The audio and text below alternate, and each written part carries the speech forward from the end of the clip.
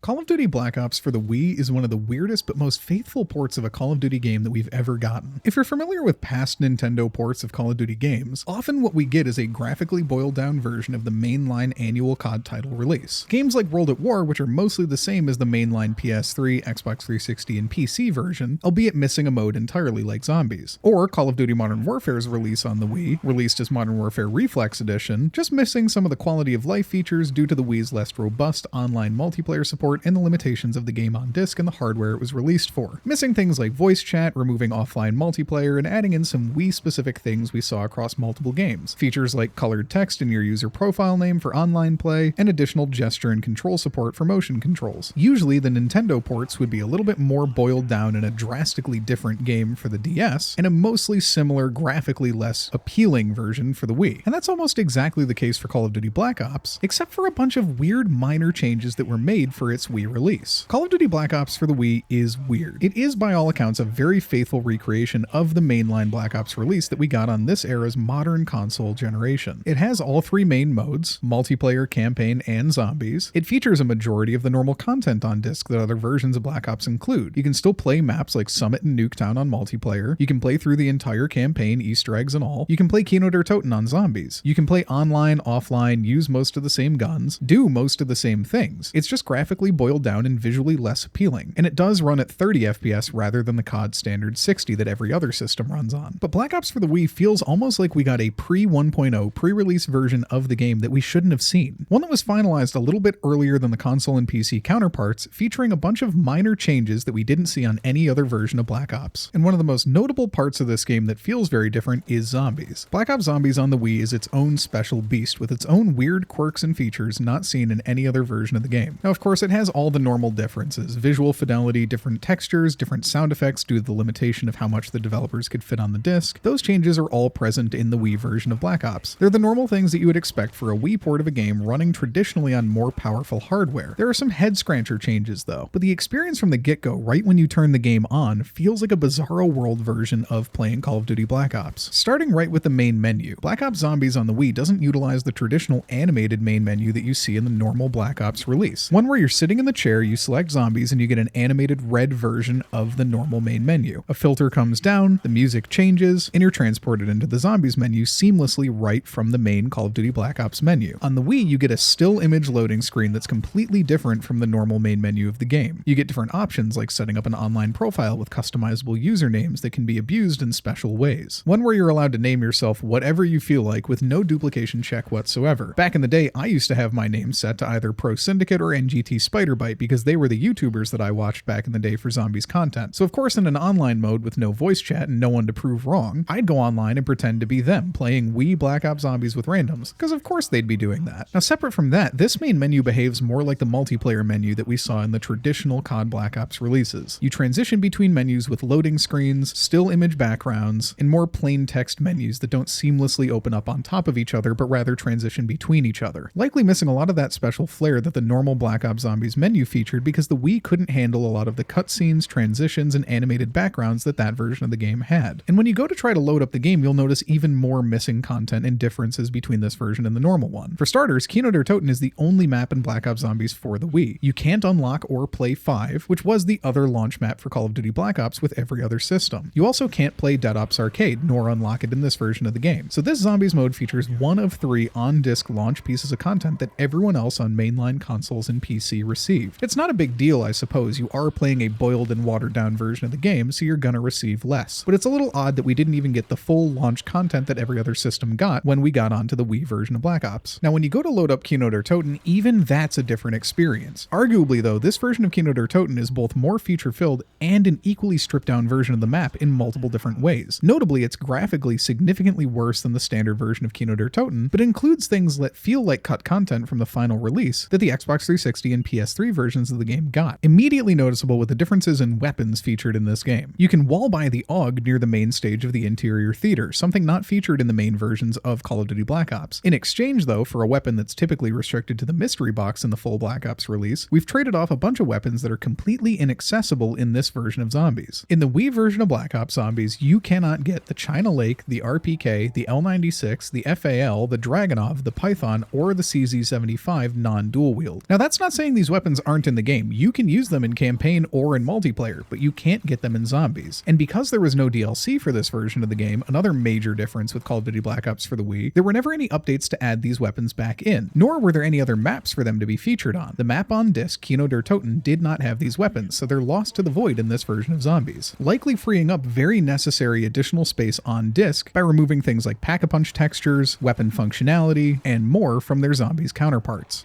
And on that same topic of weapons that have weird differences, something that I can't exactly showcase very easily because my copy of the game has very strange audio desync and choppiness, is the difference in sound effects of weapons that are in this game. For instance, the M1911 has a completely different audio set to it and a different texture that looks more like the World at War or Black Ops 2 versions of the pistol. And the ray gun, for instance, has the audio files from the mobile iOS version of COD Zombies, not the standard ray gun audio from the normal Black Ops release. It also seems to be using the World at War textures, but simplified even further down for the Wii's own graphical incapabilities. And on top of that, features a completely different colorway in its pack-a-punched form. Although a lot of that can be chalked up to the fact that the pack-a-punch texture in this game is also a bit different than the normal Black Ops counterpart. A little bit more vibrant with a little bit more color featured in the texture because it lacks a lot of the 3D depth that the main consoles got with their higher graphical capabilities. And in that same vein of wonder weapons, the Thunder Gun is reloadable in this version of the game. That probably sounds like a very standard and minor difference, but if you're familiar with the Thunder Gun in the normal version of Black Ops Zombies, or really any game that the Thunder Gun's been featured in, this weapon cannot be reloaded mid-mag. It's a limitation of the gun. It has to be fully emptied out, either 2 or 4 shots, unpacked or packed respectively. In the Wii version, you can reload the Thunder Gun at any time. You can even aim down sights with it. It has iron sights in this version, although that feels a little misleading to say because the Wii's motion controls allow you to contort any weapon into technically being aimed down sight if you position it correctly on your screen. But in this version of the game, there is a feature native to the game to allow you to press your bumper button and aim down for more accuracy, as accurate as you need to get with a giant blast of air. Just another weird quirk that feels more like pre-release cut content or changed abilities that the other consoles had adjusted on their final release. Now moving back to missing content, this version of Black Ops Zombies never got any DLCs. I already mentioned that briefly, but just to give you a high-level overview, there were some trickle-down impacts that this led to. Without any DLCs, there were no additional maps. The pre-order bonus World at War map remasters given to Xbox and PlayStation players were never featured in this game, meaning that you couldn't play Nocturne Toten, Verrückt, Shino Numa, or Der Reese on the Wii in any capacity, either in World at War or in Black Ops. You also never got 5, you never got Ascension, no Shang, no Moon, nothing. And without Moon, the map that introduced Mule Kick, there's no Mule Kick that was ported backwards to Kino der Toten like it was on the other systems with the game's final update. You cannot, without glitching, get more than 2 weapons in the Wii version of Black Ops Zombies. Now that being said, the game is so buggy that you actually can get a bunch of weapons in it. I believe you can hold over 10 different weapons at a time, possibly even more, but I haven't tried. All you have to do is abuse the controls in the game and the lagginess of purchasing and picking up weapons, and ta-da, you've got a hacked together Mule Kick, but it's not natively featured in Black Ops Zombies for the Wii. It also means that perks like Stamina, PhD Flopper, and Deadshot were never featured in this version of the game either. Now something you might have noticed already from the gameplay on screen is the notable changes in the layout of the stage on Kino der Toten. In the normal version of Kino, there's a gap between the stage props left in the middle of the stage where most folks tend to train. In this version, it's walled off with a plank of wood and some extra props in the way, meaning that you nor the zombies can cut between this area. You have to complete a full loop all the way around, which in some ways can be really helpful. You can pretty much camp the back of the stage now in this version because there's no fear of 3 different angles of zombies to come from. However, you also can't escape this way, so if you get pinned from your left and your right, that's it. You either run through either side where the zombies are funneling in from, or you die. It's a major change in the way that you would treat training around in this version of the game, and how you would go for high rounds in the stage area. Another weird missing quirk are some mini Easter eggs missing from this map. Most immediately noticeable early on in the game are the missing portraits that are usually in the Mule Kick room right before opening the door to the lower area that brings you to Speed Cola and the MP40 wall buy. In the full version of this map, there are interactable portraits of our main characters plus a mystery silhouette that gives us some lore dumps for the Ether storyline. In the Wii version, it's a plain old blank wall with nothing on it. Again, probably just to save some space on disc by removing audio lines and interact points that aren't necessary to the core function of the game. And that really does feel like the theme of Call of Duty Black Ops on the Wii. It really does feel like a version of the game that's a pre-release build that got finalized earlier on the Wii than it did for other systems. Now, I might just be crazy, but that theory to me gets solidified by one additional piece of missing content, but this time missing from the main full releases of the game on the Xbox 360, PS3, and PC. The extended version of the Fire Sale theme song that only plays on the Wii version of this game. It's a theme song that plays that announces to the players it's time for a fire sale, get ready zombies shoppers, something that I've never heard in the full release of Black Ops for any other system. Now there's no need to add additional content to the Wii version if you're trying to make a more limited and boiled down version of the game, but there is a reason to still have a lot of these additional things included in the map and in this version of the mode if it was an earlier build of Kino der Toten and of Black Ops Zombies. You couple that alongside the inclusion of the AUG wall buy, which is suspiciously close to the M16 wall buy, probably removed from the full games in favor of the M16 wall buy and to encourage the player to go to the box to unlock other weapons like the AUG, as well as missing additional mini Easter eggs that would have been added last on the map rather than earlier on in its development, and the changes to the layout that were probably changed during playtesting rather than at the point that this game was built. Or for instance, the minor differences in the game's mystery box texture, something that could have just been a weird Wii quirk in that it features a more lava-like texture in the question mark, or it could have just been an earlier test texture for the box that would have been uniquely different than the World at War counterpart we just saw in the previous game. A bunch of differences that to me really do make this feel like a pre-release alpha build of Call of Duty Black Ops Zombies that ended up getting released for the Wii as its full release. Things that really do make this game feel uniquely its own and a special but very weird version of Black Ops Zombies. And that's just it. This game really does feel special to me. It was my first actual Call of Duty game that I owned myself. I played World at War, but it was on my brother-in-law's Xbox. I had Black Ops for the PS3, but I didn't get a PS3 until near the halfway point of the game's life cycle. I had to play it on my friend's Xbox 360 for the first few months the game came out. Black Ops for the Wii, though, was all mine. It was my introduction to owning Call of Duty games. It was my main source of zombies on my own home system for the first half of Black Ops' life cycle. It was my daily driver COD game for a long time, and it holds a special place in my heart. I really did enjoy playing it, even with all of its weird quirks and its drawbacks and the missing features that it had, or rather didn't have. But what about you? Did you play the Wii version of Black Ops 1? Did you enjoy playing the weirder and lower end zombies that this game had to offer? Let me know in the comments below. And if you like this video and you want to see more like it, drop me a like, a comment, and maybe even consider subscribing. It helps a ton and it lets me know that you guys are enjoying the videos that I'm making. That's all I've got for now, and I'll see you in the next one.